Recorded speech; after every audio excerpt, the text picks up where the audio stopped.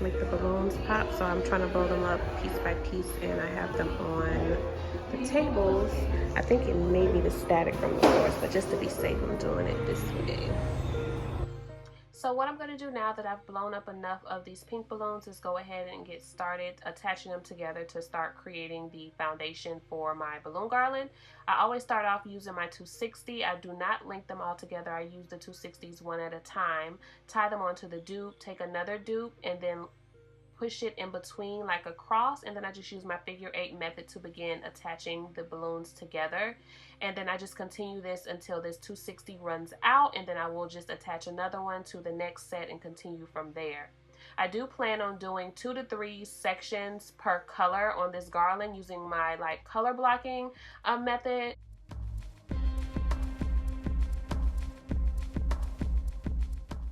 Once I got to a stopping point for the pink, I went ahead and used that 260 balloon to tie a knot, and then I can continue off later on with other colors when I'm ready. So I did 3 sets of pink so far. 1, 2, 3. And I left this in so that I can link them together on all of them. Next color is my Shimmer gold. I have these in 19 and 13 inch. Because of the balloon shortage, I couldn't find any 5 inches, but it's still going to turn out great. Just stay tuned to see.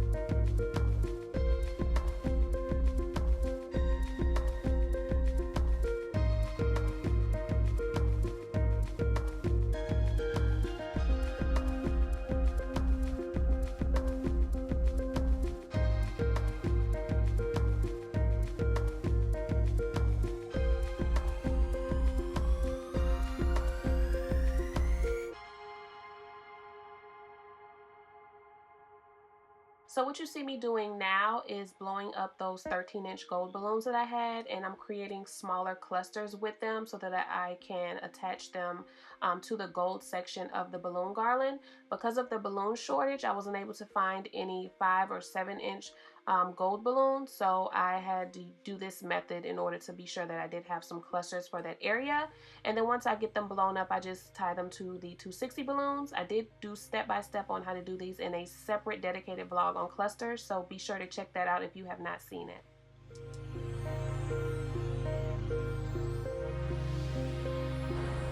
Alright, so I just finished up blowing up all of my balloons. I did them in clusters for each color.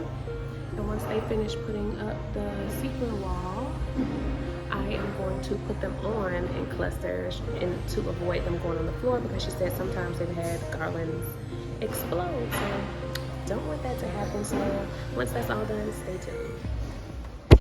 So what I'm doing here now is getting my garland all put together. If you remember, when I was creating each color section, I left a piece, the 260, hanging on the end, so that's what I've been using to attach these color by color. Started off with the rose gold, took that 260 hanging off the end, attached that to the pink, then took the piece hanging off the end of the pink, attached that to the gold, and so forth. And you can kind of see how I'm doing that here, wrapping that rose gold 260 around that white balloon, and it just kind of hang it, just shift it till I get it in place, and then I'm going to continue on adding it color by color. You guys know when I normally do my garlands, I'll just do my base all in one long piece and attach it and shape it that way. So this was kind of my first time doing it this way. It wasn't bad. I wouldn't mind doing it again. It did give me a little more control over the shape, so it worked out okay. So now I'm just going to continue to play around with it until I get the shape that I want. I did start to add in my 260s. Once I got that all shaped out, I added the clusters, using the 260s. I had pre-created those before I actually arrived at the venue. Those were easy to transport in the car. So that's what I'm going to continue doing until I get the look that I want with all of my clusters. And then I will show you guys the finished look. So just stay tuned.